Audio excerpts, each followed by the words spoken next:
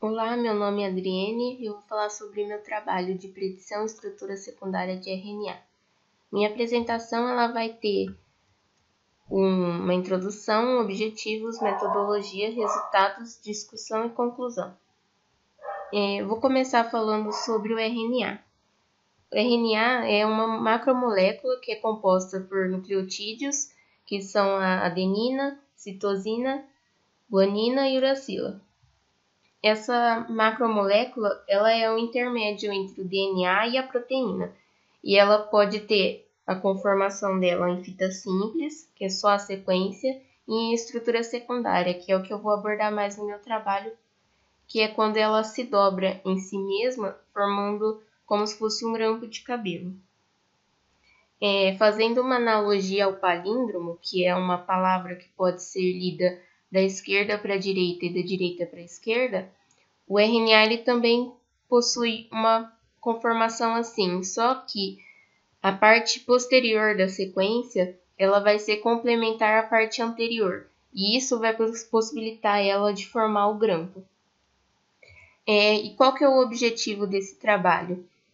A partir de uma sequência de fita simples de RNA, formar uma estrutura secundária, predizer qual seria essa estrutura secundária. Mas com isso eu vou obter uma matriz de score, que seria uma matriz com as pontuações para cada pareamento. E para calcular isso eu vou usar a pilha do sistema operacional e uma pilha implementada. E no final, o objetivo principal é obter a estrutura secundária do RNA com a maior pontuação. A metodologia. Primeiro, eu peguei e li um arquivo TXT que contém a sequência. Essa sequência ela vai ser guardada num vetor de char e a partir dessa leitura eu já vou obter o tamanho da sequência. Quando eu faço esse comando aqui, ele já conta o tamanho da sequência. E isso eu já vou retornar e já vou ter o tamanho. A partir daí, eu crio uma matriz de tamanho n mais 1, porque na primeira linha e na primeira coluna dessa matriz eu vou colocar a sequência de RNA que eu tenho. Então, como é uma matriz de inteiros, eu pego as bases A, U, C e G e eu transformo elas em números. Então, vai ficar A vai valer 1, U vai valer 2, C vai valer 3 e G vai valer 4. Aqui tem um errinho, mas é isso. E então, na primeira linha, na primeira coluna, a sequência que eu vou ter vai valer números e não as letras, para depois eu poder comparar e ficar mais fácil. Mas como que eu calculo o score, essa pontuação que eu vou dar e colocar na matriz? Para uma posição da matriz, que seria esse IJ aqui, eu vou ter 4 opções, 4 contas. Então, e aqui que vem a parte recursiva. Eu vou calcular o score para diagonal, que seria I mais 1, J menos 1. Eu ia calcular a diagonal, a pontuação para essa diagonal, somando 1. Mas só se as bases parear. Se não parear, eu não vou calcular isso aqui. Vai valer 0.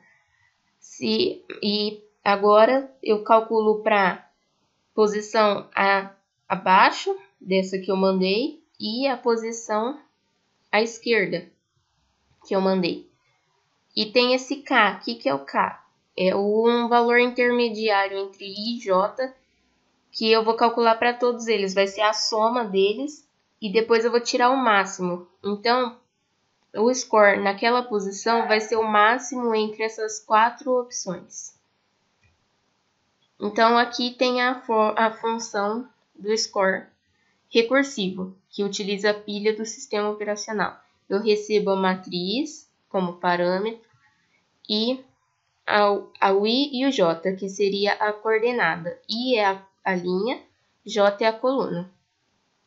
Se eu receber o I e o J e eles forem iguais, ou I menos 1 for igual a J, eu retorno 0. Por quê? Lá na função de criar a matriz, eu coloquei para a diagonal valer 0 e a diagonal abaixo da principal também valer 0 aqui, ó. Diagonal principal 0 e abaixo da diagonal principal também 0. E o resto vai valer tudo menos 1, para eu saber quem eu já calculei ou não. Então, aqui, se for igual, se eu tiver na diagonal principal ou na diagonal abaixo, vai retornar 0. Não vai ter pontuação ali. Se não, eu vou criar um vetor de score, que ele vai guardar aquelas 4 opções. Então, ele vai ter um tamanho 4 e vai ser o vetor. E esse vetor D vai ser para calcular o K, se ele existir. Então, eu pergunto, na linha I e na coluna J, a base pareia? Se parear, vale 1, ele vai colocar na posição 0 do score a pontuação. Ele chama de novo, aqui vem a recursão, ele chama de novo, mas para a diagonal. Lembra? Eu calculo para a diagonal e somo 1. Então, eu guardo essa pontuação aqui no score, na posição 0, ou na primeira posição. Se não parear, eu já coloco 0 na primeira posição dos scores. Agora, eu pego e calculo para posição abaixo da I e J e coloco chamando de novo a função recursivamente, e coloco na segunda posição, na posição 1 do vetor. Calculo para a posição à esquerda do que eu tenho e coloco na terceira posição do vetor, ou na posição 2 aqui. Aí, pro K, eu pergunto, I mais 1 é menor do que J? Se sim, para cada K, ele vai calcular, ele vai fazer a soma disso, de I, K, do score, né, chamando a função recursivamente, do K mais 1 J. E ele vai guardando isso no vetor D, que eu falei lá em cima. Ele vai guardando todas essas possibilidades e já vai contando aqui para saber o tamanho desse vetor. Depois eu realoco esse vetor e vejo qual que é o máximo dele. O máximo dele vai entrar na última posição do vetor scores. Ele entra aqui e já vai fazer o final, né? Depois, se não houver um K intermediário, ele coloca 0 nessa última posição. Depois, o score da posição que eu mandei, da posição inicial, vai ser o máximo entre esses 4 vetores, essas 4 posições desse vetor. Então, eu chamo a função máximo e mando o vetor e o tamanho dele. E vai armazenar isso na variável S. Aí, eu já chamo a função preenche matriz e ela já vai colocando na posição certa o score certo. Depois, eu dou um free nos vetores e retorno o valor S. Para a função não recursiva, que utiliza a pilha que eu implementei, eu vou ter 2 structs. Uma que vai ser a pilha em si, ela vai ter um ponteiro pilha do tipo struct índice, que é isso aqui. Ela vai ter um inteiro I, J e um procedente. O I vai valer a linha e o J a coluna, então vão ser as coordenadas. E o procedente, ele vai ser uma variável que vai guardar de onde ela veio, se ela veio de uma diagonal ou não. Então, aqui na pilha, voltando na pilha, eu vou ter esse ponteiro de struct índice, que é esse aqui, e vou ter o topo, um inteiro que aponta para o topo da pilha, e o N, que vai guardar o tamanho da pilha. Aqui já vem a função. Eu também recebo nessa função a matriz, o I e o J, que seria as coordenadas, a linha e a coluna. Eu crio uma pilha, né, do tipo da struct, e uma variável auxiliar, que vai ser do tipo índice, que ela vai guardar o que eu vou tirar da pilha. Então, eu aloco essa variável auxiliar crio as outras variáveis e também, como na outra, crio o vetor score, que vai guardar as pontuações. Então, eu crio a pilha, chamo a função cria pilha. Ela vai ter esse tamanho porque é um tamanho suficiente, porque eu não sei quanto que eu vou poder usar, quanto que eu preciso usar. Então, eu coloco um tamanho maior para ter certeza que ela vai caber tudo. Então, eu dou um push, que seria, eu coloco na pilha as coordenadas, né, a I e a J, que eu recebi no começo, e eu mando 0. Por que 0? Na variável procedente, no campo procedente, porque eu não sei ainda da onde que ela veio.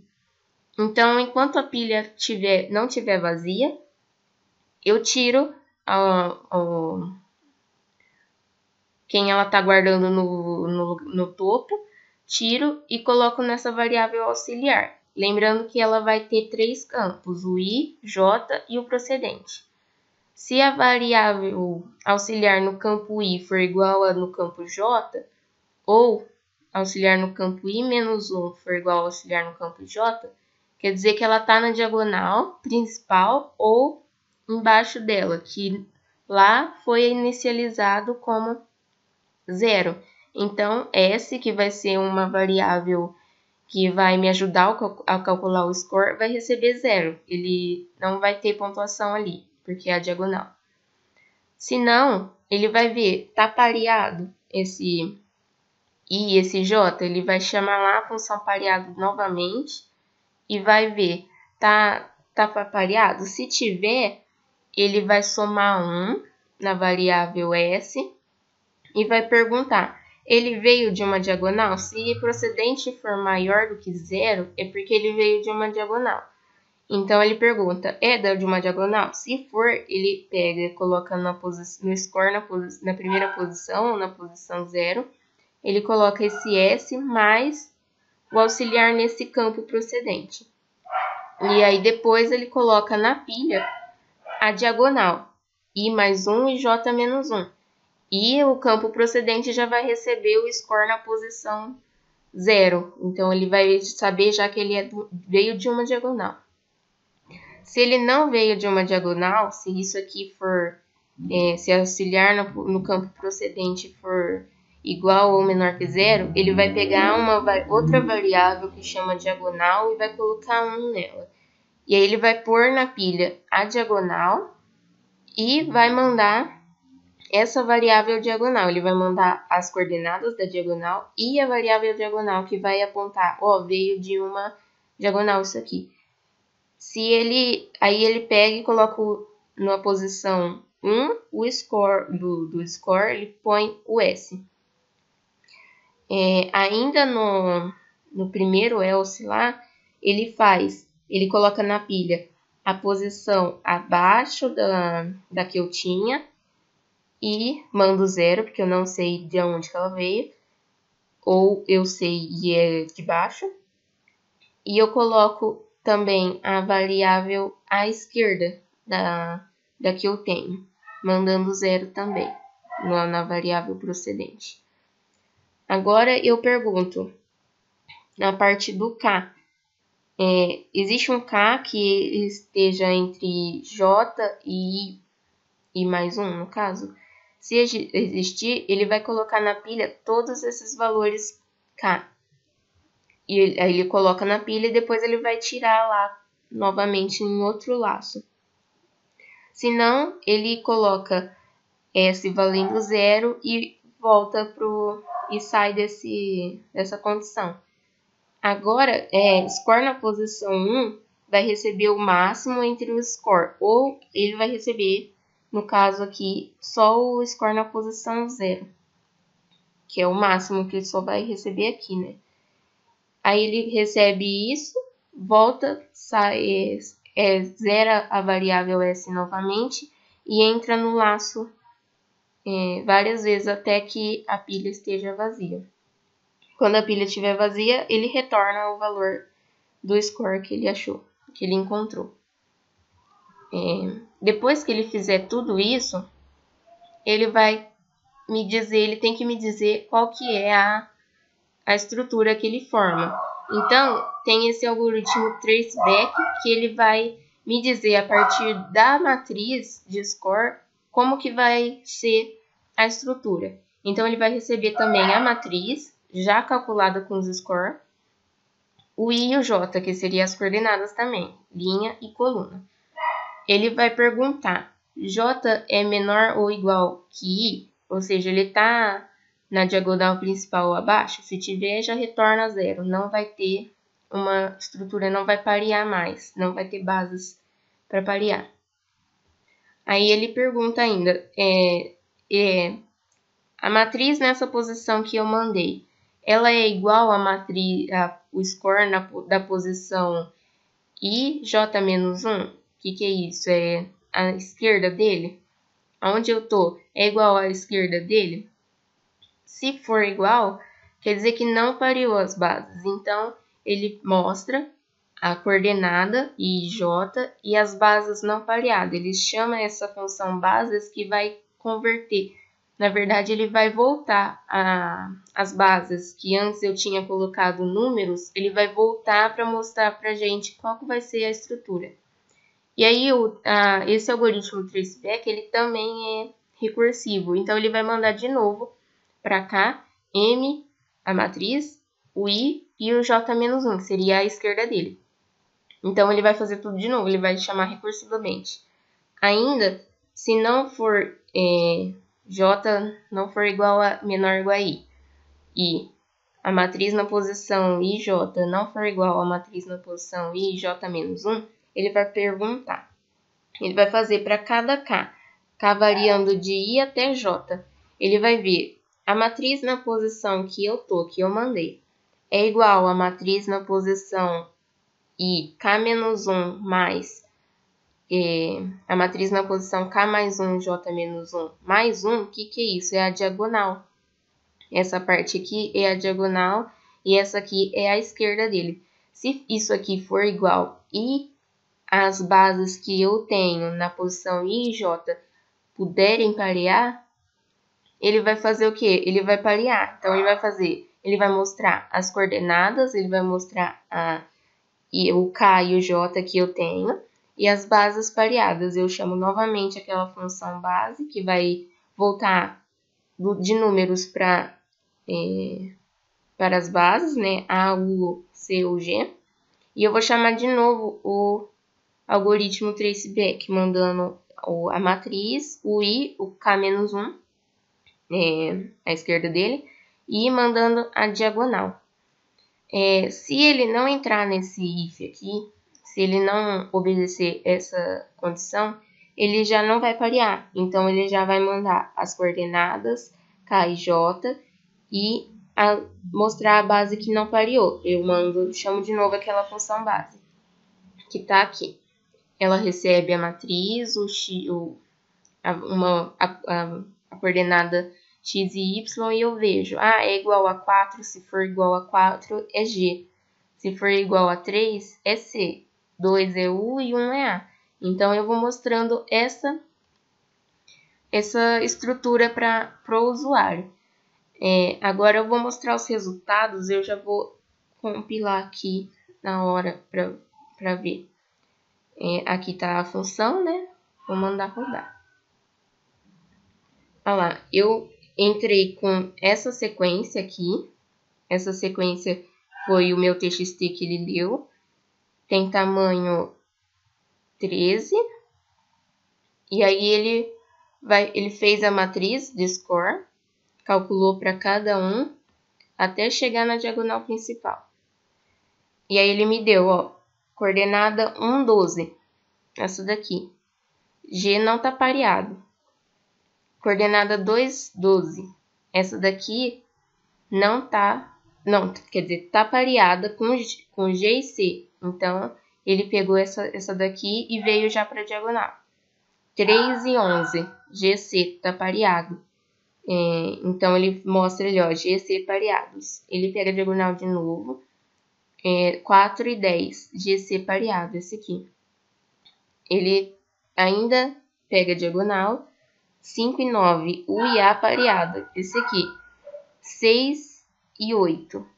esse aqui, A não pareado, 7, 8 não pareado. Então, ele mostra isso aqui, não dá para ver a estrutura em si, a estrutura secundária formando o grampo, mas já dá para a gente ter uma ideia do esboço que vai ser. Então, a gente pode falar que pode formar essa estrutura aqui, ó, G não pareado, GC, GC, GC, AU, e forma essa voltinha aqui com as bases que não estão pareadas. Então, qual seria a discussão? O tamanho da sequência versus o tempo de execução. Por quê? Porque a sequência, para uma sequência menor, ele leva menos tempo para calcular isso tudo e me dar a estrutura. Para uma sequência maior, né, exatamente maior que 16, ele já não funciona mais, ele trava e pode ser essa falha pode ser uma falha de memória, porque em alguma locação, alguma variável pode estar apontando para uma memória inválida, mas que aqui eu não consegui entender o erro, e quando eu fui testar para sequências grandes, o computador trava, então eu não sei se é o computador ou se é erro de memória no código. E uma conclusão, tem diversas formas, conformações e estruturas do RNA. Ele pode se dobrar de várias formas, mas o que vai determinar isso é a energia das ligações, que na natureza varia muito, que não tem uma forma correta de dobramento. Então, a energia que vai determinar isso. Mas como no nosso trabalho a energia os scores, a pontuação, a estrutura não depende da energia, porque para todas as ligações vai valer 1, então ele me dá uma estrutura secundária satisfatória de acordo com os scores que eu tenho, que eu obti.